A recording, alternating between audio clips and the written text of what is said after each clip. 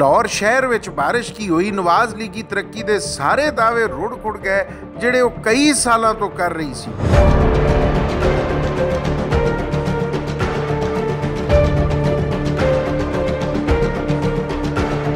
आम गलियां तो किते रह गईयां, वड्डियां सड़कों ते भी गोडे गोडे पानी जमा है।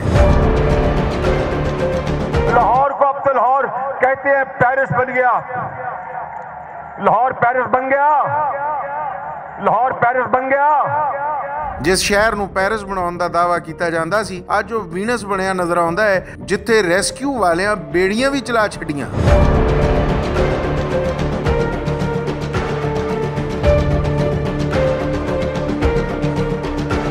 एहो ही नहीं बल्कि माल रोड उत्ते यकदम सड़क बह गई ते वड्डा टोया पै गया।